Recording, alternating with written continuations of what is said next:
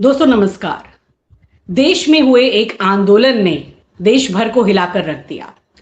उस सरकार से जवाबदेही मांग ली जो सरकार कभी जवाबदेही देती नहीं थी। उस सरकार से इस्तीफा ले लिया जो सरकार कहती थी कि हमारे राज में कभी इस्तीफा होता नहीं है।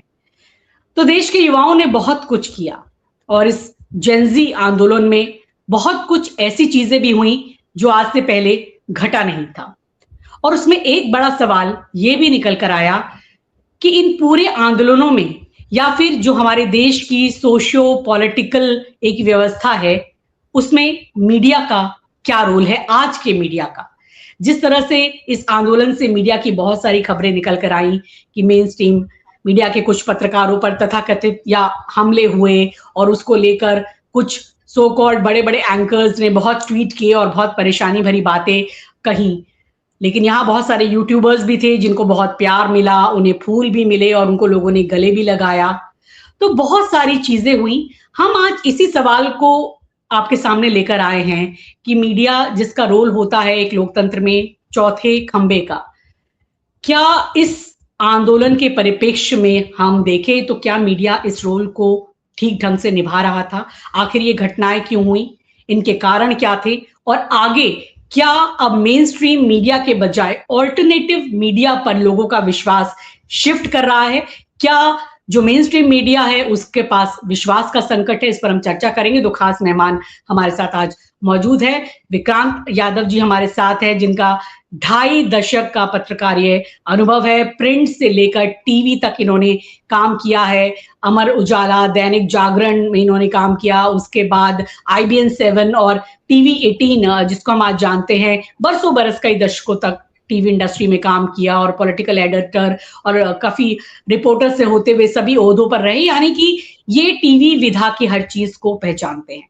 शिव जी भी हमारे साथ हैं, जो भी ये भी कई दशकों से पत्रकारिता इनको अनुभव है, नजदीक से इन्होंने पत्रकारिता को देखा है, पत्रकारिता के बदलते हुए हर दौर को भी देखा है।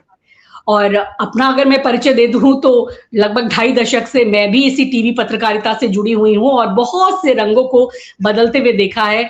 कहा जाएगा कि जब केवल कुछ ही गिने चुने टीवी चैनल्स होते थे, तब से लेकर आज जब इतने हजारों की संख्या में टीवी चैनल्स आ गए हैं और यूट्यूबर्स आ गए हैं, तो तब से लेकर अब तक जो बदलता दौर है उसके गवाह हम सभी लोग हैं। तो कहीं ना कहीं एक हमारी अथॉरिटी है कि इस टॉपिक पर हम बात कर सकते हैं। विशेषज्ञ तो नहीं है, लेकिन इस पेशे से जुड़े रहने की वजह से हमारी अथॉरिटी है। सबसे पहले विक्रांत जी आपसे ही मेरा सवाल रहेगा कि चूंकि आपने इस आंदोलन को बहुत करीब से कवर किया है, मतलब दर्शकों को ये भी बता दूं कि अब स्वतंत्र पत्रकार हैं विक्रांत जी और द स्वतंत्र करके ही इनका चैनल है, तो इनके चैनल पर आप जरूर जाइएगा और देखिएगा कि कितनी बेमिसाल और लाजवाब खबरें इनके यहाँ पर होती हैं। बहुत बेहतरीन खबरें आपको देखने को मिलेंगी।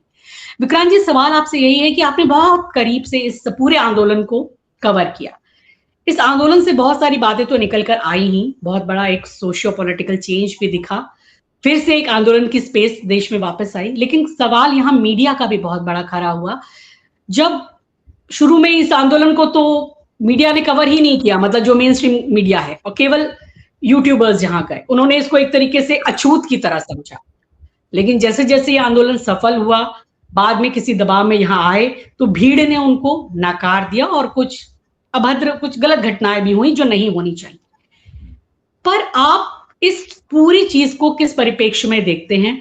क्या मीडिया किसी संकट के दौर से गुजर रहा है, विश्वास के संकट से, और क्या ऑल्टरनेटिव मीडिया अब एक नया मेन स्ट्रीम मीडिया बनने जा रहा है जिस पर लोगों को यकीन है? जी अंशु जी नमस्कार, शिव भाई नमस्कार, आपके सभी दर्शकों को भी नमस्कार। सबसे पहले तो अंशु जी हमें ये समझ लेना चाहिए कि जो देश में टीवी मीडिया है ना, वो भ्रम के जाल में फंसा हुआ और उस भ्रम से वो निकलना नहीं चाहता। शरद पवार ने एक बार किसी बड़े नेता ने ये कहा था कि कांग्रेस पार्टी जो है उस जमींदार की तरह है जिनकी आंख जब सुबह खुलती है तो वो कहते हैं कि जहां तक आंखें जाती है वहां तक हमारी जमीन थी, लेकिन अब उन्हें पता ही नहीं है कि उनकी जमीन सब जो है अधिग्रहित हो चुकी, जमीन सब चली गई, अब खर्चे भी पूरे नहीं हो पा रहे।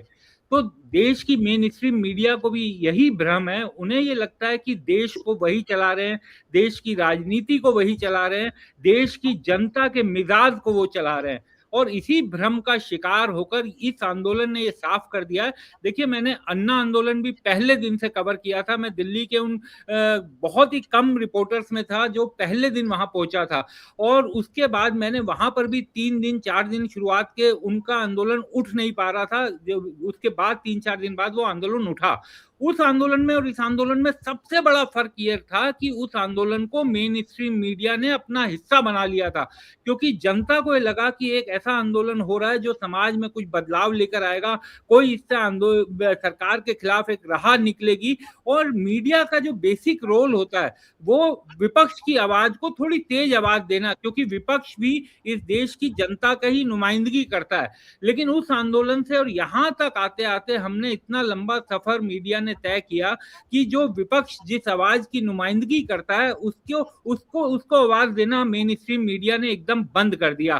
पहले गिने चुने, देखिए मैं ये नहीं कहूंगा कि ये सिर्फ इसी सत्ता का चरित्र है, ये हर सत्ता का चरित्र होता है। कोई भी सरकार हो वो मीडिया को कोशिश करती है मैनेज करने की, उसकी आवाज को थोड़ा दबाने की, लेकिन फिर भी जो 2014 के बाद जिस तरीके से बदला है ना पूरा सिस्टम, कि माई वे और हाईवे, बीच बीच में 2014 से पहले हर तरह की आवाज सुनाई दे जाती थी, हम लोग रिपोर्टिंग भी करते थे, मंत्रियों के खिलाफ रिपोर्टिंग हो जाती थी, कोई उस तरीके का भय डर ये सब चीजें नहीं हुआ करती थी। तो पिछले 10-15 सालों में जो ये खौफ का वातावरण आया है ना, इस खौफ की दीवार को तोड़ा इस आंदोलन ने।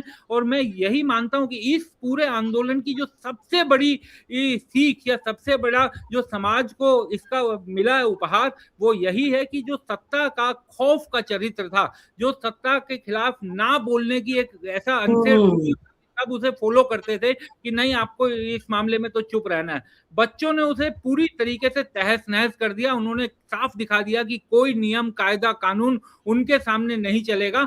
और जो अभी तक हम लोग एक अपने घरों में भी अक्सर ये सुनते रहे हैं बड़े बुजुर्गों से कि आजकल की जो बच्चे हैं, जेन जी है, ये अपने में ही मस्त रहते हैं, इन्हें दीन दुनिया का कोई खबर नहीं है। इस पूरे आंदोलन ने ये समझा दिया है कि ये बच्चे हमसे ज्यादा देश के लिए, समाज के लिए, सिस्टम के लिए सोच रहे हैं और उसको बदलने की चाह इनके अंदर है। तो जो मेन स्ट्रीम मीडिया को लगता था कि हमारे बिना कुछ नहीं हो सकता, उनको इन बच्चों ने रील के जरिए उड़ा दिया। तो समझिए कि देश का मेन स्ट्रीम मीडिया रील से मुकाबला कर रहा है। प्रधानमंत्री को आधी रात को रील बनानी पड़ी। तो ये ताकत है इन बच्चों की कि ये अपने प्लेटफॉर्म पर, अपने अखाड़े में मेन स्ट्रीम मीडिया को आने के लिए इन्होंने मजबूर किया।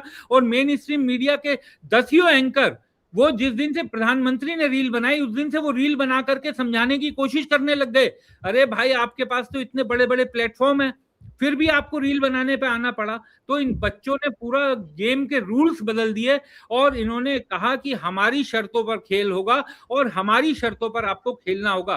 तो इस देश को, इस देश के लोगों को, हमारी जैसी पीढ़ी को, पत्रकारों को, सबको इनका शुक्रिया अदा करना पड़ेगा। और एक बात इसमें और जोड़ना चाहूंगा अंशु जी, मुझे कभी ऐसा नहीं लगता कि पत्रकारिता सही या गलत, हम लोग किसी को सर्टिफिकेट नहीं दे सकते। पत्रकारिता होती है, उसमें कुछ सही या गलत नहीं होता। लेकिन मेन स्ट्रीम मीडिया पत्रकारिता नहीं कर रहा, वो ये पत्रकारिता है ही नहीं। ये आप केवल एक सत्ताधारी दल के एक उसके आम की तरह अगर काम करेंगे तो ये किसी भी सूरत में पत्रकारिता नहीं है। सही और गलत की तो बात ही इसमें नहीं है, या तो पत्रकारिता होती है या नहीं होती है। तो टीवी चैनल इस समय पत्रकारिता बिल्कुल नहीं है और अल्टरनेट मीडिया इसका उदाहरण है कि भाई अब तो इन टीवी चैनलों के रेवेन्यू जो आ रहा है, सारा रिकॉर्ड पूरी जनता के सामने है कि किस कदर टीवी चैनल्स की वित्तीय स्थिति खराब होती जा रही है। उसका कारण ही है कि आप पूरी तरीके से सरकार के मुखपत्र बनकर रह गए।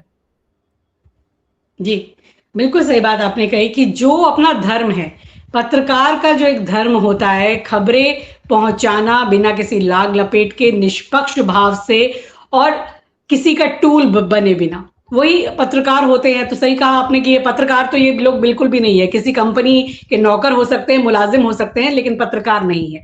लेकिन चूंकि इन्होंने लबादा तो पत्रकार का उड़ा हुआ है और नैरेटिव भी ये सेट करते हैं। इसी आंदोलन को देख लीजिए कि बच्चों ने इसको बहुत आसानी से समझा कि इन्हीं बच्चों को उसी मीडिया के द्वारा उनको आतंकवादी, नेपाल जैसा बना देंगे, चीनी एजेंट और न जाने क्या क्या भद्दे उनको नामकरण दिए गए। तो उसके बाद अगर वो रिपोर्टर्स वहां गए, बच्चों ने उन पर कुछ गुस्सा भी उतारा, तो इसके लिए वो जमीन तो आपने तैयार की थी। और बड़ा सवाल ये है कि जो वो बड़े-बड़े एंकर्स थे जो स्टूडियो में बैठकर ऐसी बातें करते हैं, वो उनकी हिम्मत नहीं पड़ी, वो कोई फील्ड में नहीं आए और जो बेचारे साधारण रिपोर्टर थे, जो शायद मना भी नहीं कर सकते हो उस असाइनमेंट को, उनको ये सब झेलना पड़ा। वास्तव में तो जो ज़हर उगलते हैं वो एंकर्स या वो बड़े संपादक या बड़े लोग हैं उनको फेस करना चाहिए था। शिव जी मेरा आपसे ये सवाल है कि कितनी जल्दी ये चीज़ें पलट भी जाती हैं। जब देखा कि ये आंदोलन सफल हो रहा है, इससे नतीजे आ रहे हैं, इस्तीफा भी हो गया, तो वही जिन कॉकरोच पार्टी को ये तरह-तरह के नाम दे रहे थे कि ये तो किसी के एजेंट हैं, ये तो आप पार्टी के जो कुछ भी कह रहे थे, सभी ने उन लोगों को अपने स्टूडियोज में बुलाया और वही एंकर जो उन्हें अनाप-शनाप कह रहे थे, वहां बिठा-बिठा के उनसे इंटरव्यूज किए। तो क्या कहेंगे इस तरह जो ये बदलते हैं, इनकी खुद की क्रेडिबिलिटी पे कितना बड़ा सवाल है और इनको ऐसा करना क्यों पड़ रहा है?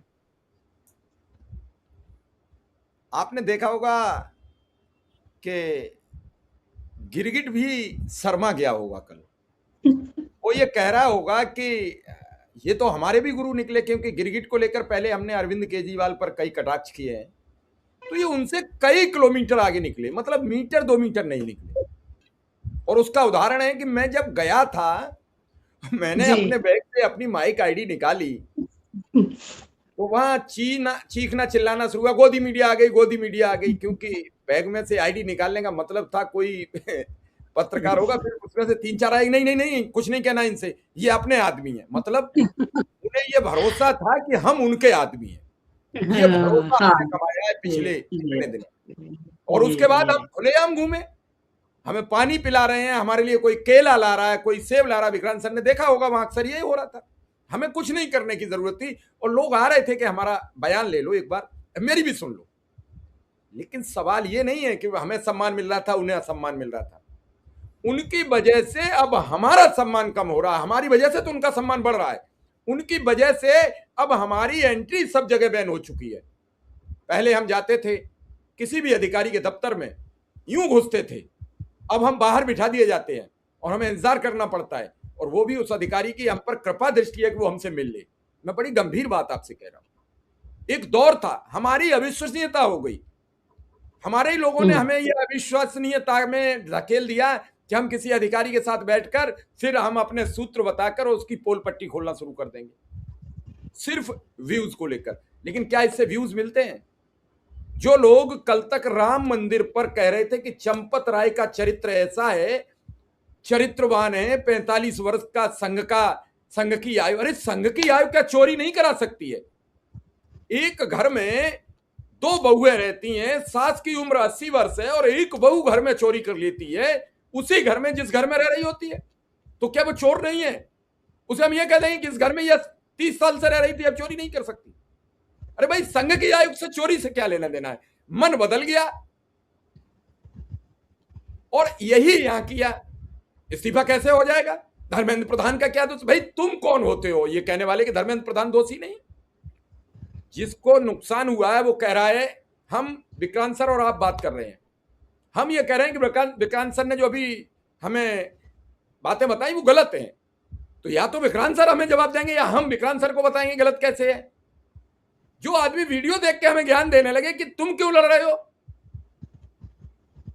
उसकी बात पर कैसे मान जाए? भाई, जिसका पेपर लीक हुआ वो कह रहा है कि धर्मेंद्र प्रधान दोषी है, और इससे पहले पवन बंसल का रेल मंत्री रहते हुए इस्तीफा हुआ, शिवराज पाटिल का गृह मंत्री रहते हुआ। एक और नई बात चली जिस पर कम लोग बात करते हैं कि अब स्टूडियो में बैठ के मंत्रिमंडल नहीं विस्तार होगा। जिस दिन स्टूडियो में बैठकर बंद नहीं हो गया, उसी दिन आपके मुंह पर ताले लगा दिए गए थे।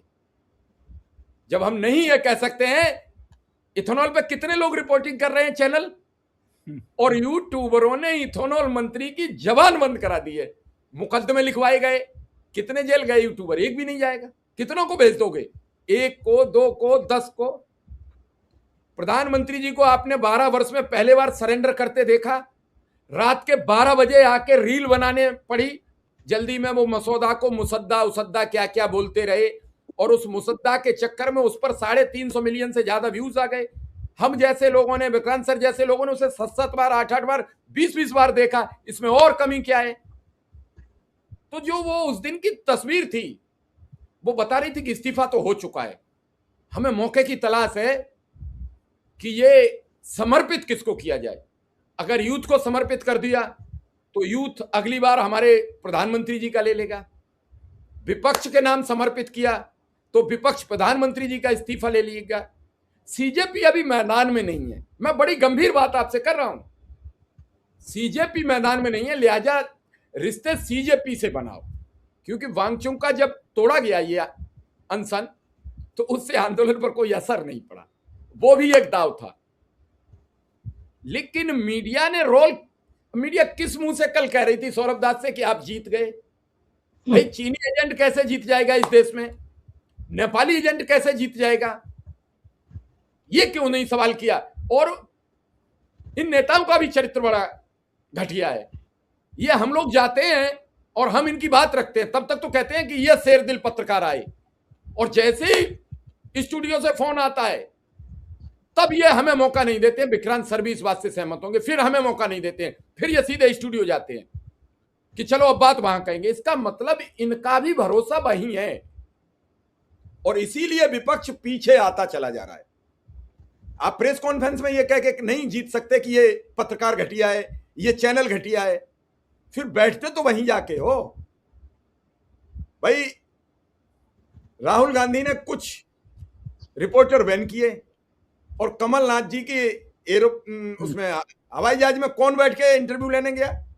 तो ये जो दुतरफा खेल है, इससे विपक्ष कामयाब नहीं हो पा रहा है। बीजेपी इसलिए कामयाब है कि उनके जो पत्रकार हैं, उसके अलावा हम हैं, विक्रांत जी हैं या आप हैं, एंट्री नहीं है तो नहीं है, इसलिए वो कामयाब है। तो ये पत्रकारिता का जो दृश्य बदला है, पत्रकारिता का जो दृश्य बदला है, उसमें एक दोषी नहीं है, हम और आप तो इसलिए लेकिन बहुत शिव जी बहुत उहापोह की भी स्थिति रही है। कई बार जो विपक्षी दलों ने सोचा कि हम इनका बहिष्कार करें, भाई कांग्रेस ने अपने भेजना छोड़ दिया, कभी आप पार्टी कभी कोई पार्टी ने अपने भेजना छोड़ दिया, और कोई कई जगह तो बीजेपी भी बॉयकॉट करती थी, किन्हीं चैनलों में तो बीजेपी वालों ने भी अपना प्रवक्ता को भेजने छोड़ा। लेकिन फिर भी एक हम इससे इनकार नहीं कर सकते कि विश्वास का संकट भी घटा हो, लेकिन एक बहुत बड़ी आबादी है जो इस मेन स्ट्रीम मीडिया को भी देखती है, भले ही उनको एक घोल घोल के नशा पिलाया जा रहा है, एक नैरेटिव बताया जा रहा है, लेकिन वो देखती जरूर है। तो उस नैरेटिव को से फाइट करने के लिए भी जाना पड़ेगा, ये शायद इन विपक्षी दलों ने सोचा, इसलिए कभी इनका उस तरीके से बहिष्कार नहीं हो पाया जो आप कह रहे हैं, और शायद इसीलिए वो रांका और वो सौरभ दास शायद वहां गए होंगे कि यहां पर भी अपनी चलो बात रख के आए। मैंने सुना था कि सौरभ दास एक मीडिया जो ऑल्टरनेट मीडिया है उनसे बात करके वो ये कह रहे थे कि खास तौर पर जो मेन स्ट्रीम मीडिया है उन्होंने जिस तरह से अनदेखी की और जो उनका पूरा रोल रहा है, इनका भी आने वाले समय में हिसाब किया जाएगा, इनको भी जवाबदेही देनी होगी, इनसे जवाबदेही मांगी जाएगी। विक्रांत जी, बड़ा सवाल ये है कि देखिए, भले ही हम कुछ कहें, मीडिया का रोल बदलता रहता है, बहिष्कार ये सब चीज से बात नहीं चलती है। अब कह रहे हैं शिव जी गिरगिट की तरह ये रंग बदलते हैं, सरकारें बदलती हैं तो बदल जाते हैं, लेकिन पहले होता था तो एक कुछ ही सेगमेंट में होता था। अब क्या लग रहा है, चूंकि उन्हीं एक या दो कंपनियों का ही पूरे मीडिया के ऊपर कब्जा है, वो एक बहुत बड़ा संकट है, या फिर जो भी पत्रकार हम इन्हें कहें या जो भी कुछ कहें, वो अपने अंदर से इन चीजों को समझ नहीं पा रहे हैं कि अंततः जाके ये संकट उनके लिए भी खड़ा होगा, और वो इतिहास में काले अध्याय की तरह अपने आप को शामिल करा रहे हैं कि वो डेमोक्रेसी के चीजों को खराब करने के लिए वो भी बहुत ज्यादा जिम्मेदार थे, जब इन 10 सालों का हिसाब किताब लिखा जाएगा। अब जब हम यहाँ पर खड़े हैं इस जंक्शन पे, क्या ऑल्टरनेटिव मीडिया अब मेन स्ट्रीम मीडिया बन रहा है, और मेन स्ट्रीम मीडिया को ऑल्टरनेटिव मीडिया से सीखने की जरूरत है? ये बैलेंस वो कैसे पा सकते हैं? क्या कभी वो इस चुंगल से अपने मालिकों के निकल पाएंगे, या इससे कोई भी इलाज नहीं है? देखिए अंशु जी, एंकर्स की बात से पहले मैं थोड़ा सा, क्योंकि इन चैनल्स का बॉयकॉट और विपक्ष को बहिष्कार, इस पर बहुत बार बातें होती है, तो मेरा अपना ये मानना है, क्योंकि मुझे ऐसा लगता है कि हम कम्युनिकेशन के स्टूडेंट हैं हम सब लोग, मुझे ऐसा लगता है कि संचार का ना कोई भी रास्ता कभी भी बंद नहीं करना चाहिए। मुझे ये लगता है कि जो अपोजिशन के नेता हैं उन्हें एजेंडे के तहत इन सभी चैनल्स पर खूब जाना चाहिए, और जैसे भी मौका मिले इनके पत्रकारों को इन्हीं के चैनल के ऊपर, इन्हीं के बैनर के ऊपर, वहीं पर उनकी कलई खोलनी चाहिए। और पिछले कुछ दिनों में, कुछ महीनों में, कुछ सालों में हमने देखा है कि विपक्ष के कुछ प्रवक्ता हैं जो एंकर के साथ उसी की भाषा में बात करने लगे। तो देखिए, इनका अगर आप मंच छोड़ देंगे तो इनके लिए बड़ा आसान हो जाता है। ये उसके बाद राजनीतिक विश्लेषक को बिठाते हैं, कांग्रेस समर्थक, राजद समर्थक, आप समर्थक, फलाने समर्थक। अब कौन समर्थक कहां से ढूंढ के लाए, उसकी कोई क्या क्रेडिबिलिटी है, वो और ज्यादा खतरनाक खेल हो जाता है। तो इसलिए मुझे लगता है कि हर विपक्षी पार्टी को इनके चैनल पर जाना चाहिए और इनके चैनल के एंकर को उनका जो एजेंडा है वहीं पर उसको उन्हीं की भाषा में ध्वस्त करना चाहिए। ये बहुत जरूरी है। अगर इनके चैनल पर जाना बंद कर दिया तो उससे स्थितियां और ज्यादा खराब होंगी, मुझे ऐसा लगता है। बाकी विपक्षी दलों का अपना फैसला है, जो फैसला ले। जब कांग्रेस ने वो बंद किया था, मुझे तब भी वो ठीक फैसला नहीं लगा था। अब दूसरी बात एंकर्स के, उनके मालिकों की। अंशु जी, हम सब लोगों ने बहुत लंबा टाइम टीवी में गुजारा है। देखिए, ये बात सही है कि मालिकों के अब 2-3 लोग बड़े इंडस्ट्रियलिस्ट हैं जिनके पास पूरी मीडिया इंडस्ट्री है, उनका ज्यादा मेजर रोल उन्हीं का है।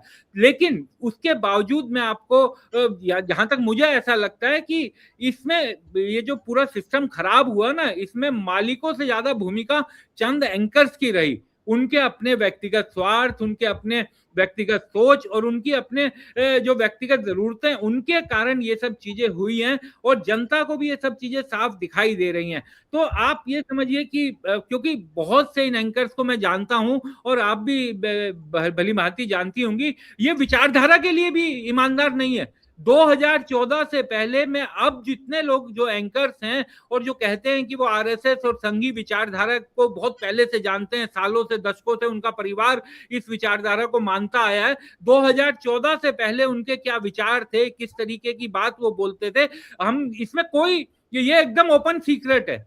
तो वो सत्ता के साथ उन्होंने अपना चरित्र बदला, अपनी जरूरतों के हिसाब से चरित्र बदला, और वो जब नई सरकार आएगी, कोई दूसरी सरकार दोबारा आएगी, तो उसके बाद आप फिर से पलटने की कोशिश करते हुए देखेंगे। तो जो शिव जी ने कहा था कि गिरगिट, तो ये निश्चित तौर पर आप देखिएगा कि अगर कोई अपोजिशन की सरकार आ गई तो इनमें से कई बड़े एंकर आपको अपोजिशन के विचारधारा पर चलते हुए दिखाई देंगे, क्योंकि इनकी अपनी कोई विचारधारा, सत्ता की जो विचारधारा है उसको अपनी विचारधारा बना लिया और उसी के कारण ये पूरा खामियाजा है। और दिक्कत अब केवल यही है कि इन एंकर्स के कारण, अब देखिए रिपोर्टर्स को भी हम लोग, मैं क्योंकि टीम लीड भी करता था, मैं जानता हूं कि रिपोर्टर आमतौर पर उसकी अपनी पर्सनल पसंद नापसंद हो सकती है, लेकिन वो उसके काम में बहुत ही कम झलकती है, क्योंकि उसका काम है जो घट रहा है उसके सामने उसे रिपोर्ट करना। वो तो एक कुली का काम करता है कि जो सामने देखा उसे उठाया और अपने चैनल पर दिखा दिया, उसका काम रिपोर्ट करना है। तो उसके पास बहुत कम मौका है कि वो किसी की विचारधारा को उठा करके उसको वहां पर दिखाए और उसको उस तरीके से चलाए। लेकिन गुस्सा यही है कि अब जनता में इस लेवल का गुस्सा, और खास तौर पर बच्चों में इस लेवल का गुस्सा इस मेन स्ट्रीम मीडिया के कारण है कि वहां पर मार पिटाई और ये सब घटना हुई। हालांकि मैं ये किसी भी तरह, किसी भी एंकर के साथ या रिपोर्टर के साथ भी इस तरीके की घटना नहीं होनी चाहिए, क्योंकि जब भी कहीं हिंसा हुई उसने उस आंदोलन को कमजोर किया। और यहाँ पर भी क्योंकि कंट्रोल हो गया, और इनके सीजेपी के नेताओं ने भी अपने मंच से एक आध बार बोला कि इस तरह की घटना ना हो, तो थोड़ा कंट्रोल हुआ और फिर मेन स्ट्रीम मीडिया ने तो आना भी छोड़ दिया, वो चाहती भी नहीं थी वहां जाना। तो लेकिन अपने अंदर तो झांकना पड़ेगा। ये सिर्फ इसलिए नहीं कह सकते कि वहां पर हमारे साथ मारपीट हुई इसलिए हम नहीं गए, उस मारपीट के कारणों को भी हमें सीखना पड़ेगा, हमें खुद को बदलना पड़ेगा। अगर हम खुद नहीं बदलेंगे तो स्थितियां अब कैसे, अरे बच्चे इन लोगों ने, क्योंकि आपका एक तरफा रूप ही देख रहे हैं, वो कभी आपको सवाल उठाते नहीं देख रहे, कभी सरकार से कुछ पूछते नहीं देख रहे। तो आपको इन बच्चों को बताना होगा कि आपकी भी आवाज हम है, जनता की भी आवाज हम है।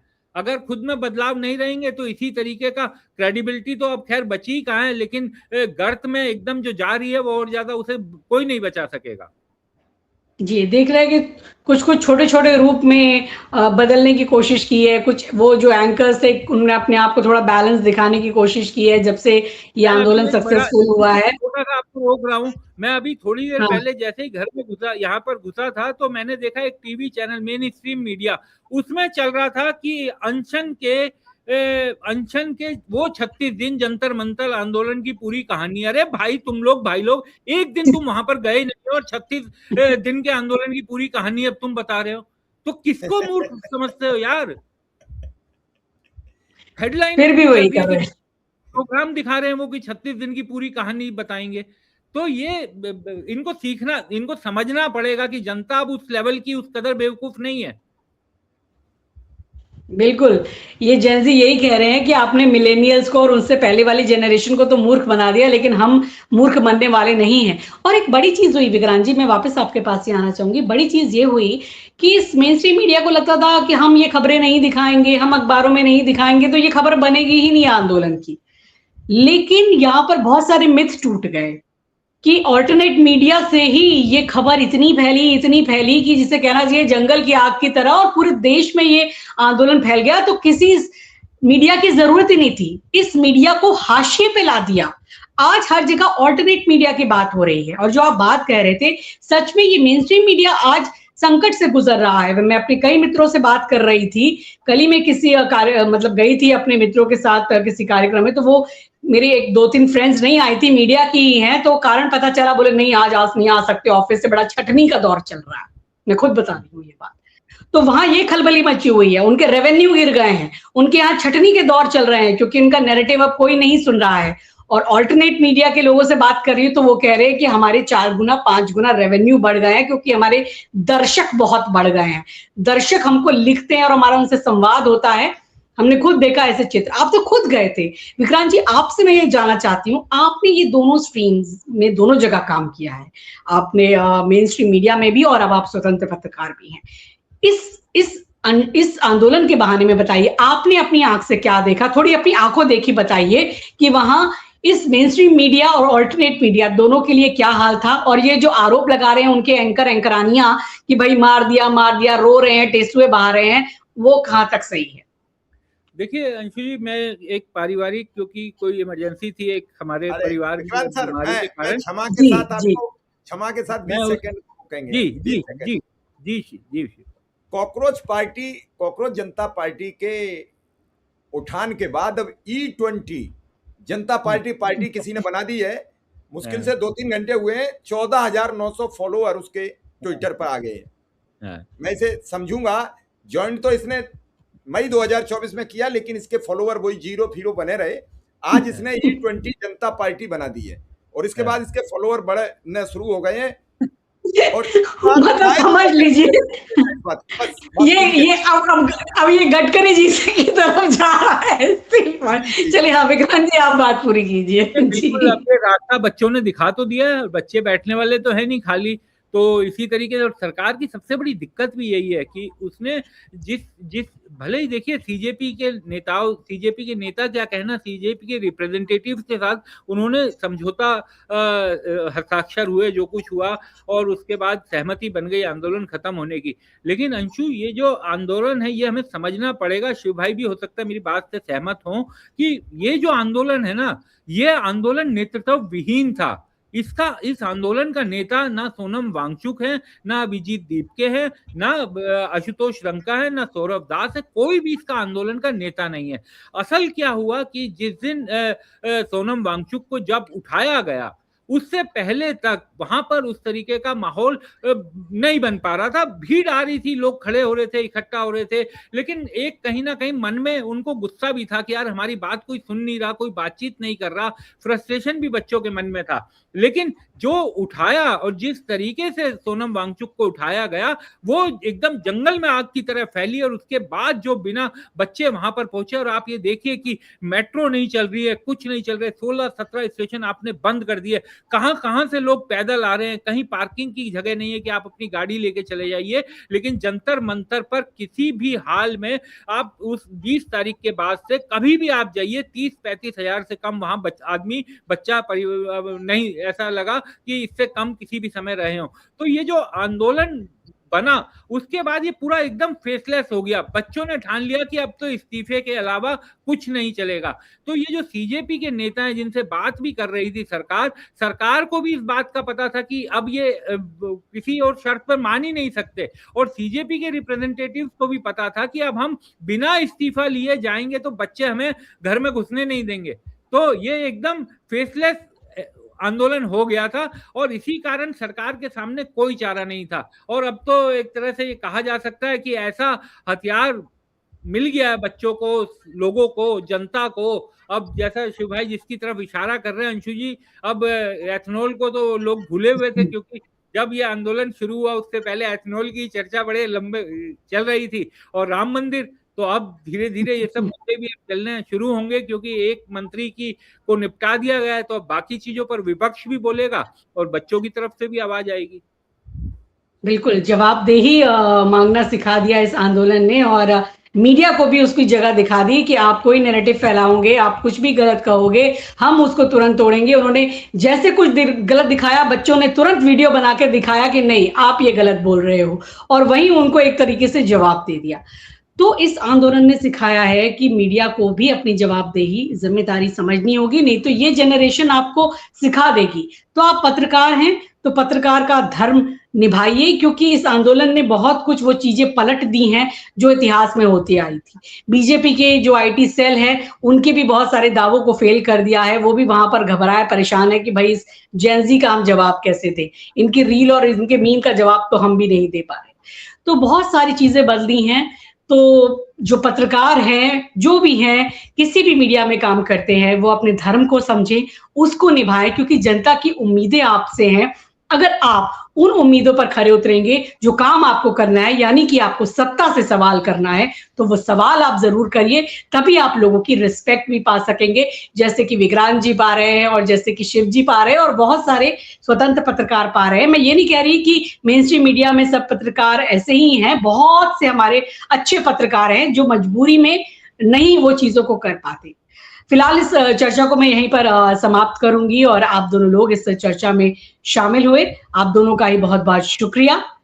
और दर्शकों से मैं ये कहना चाहूंगी कि अगर आप चाहते हैं कि हमारी निर्भीक पत्रकारिता इसी तरह जारी रहे, तो आप हमें सपोर्ट कीजिए। विक्रांत जी के भी प्लेटफॉर्म पर जरूर जाइए, दो स्वतंत्र है, और स्पेशल कवरेज पे तो आइए, और मुझे भी आप जहां देखते हैं विभिन्न प्लेटफॉर्म पर देखते रहिए, और अपना फीडबैक भी जरूर भेजिए। बहुत बहुत शुक्रिया, नमस्कार, धन्यवाद। धन्यवाद।